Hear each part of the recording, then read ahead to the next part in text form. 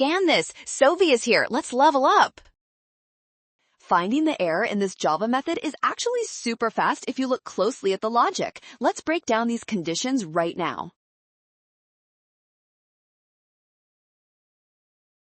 The method uses strict greater than signs for every comparison. This means if two numbers are equal, the first two if statements will both evaluate to false and skip ahead.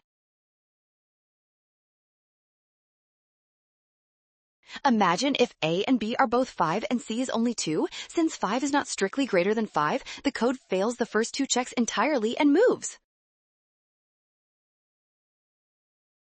The else block triggers and returns C as the largest value. This is wrong because C was actually the smallest number in our set.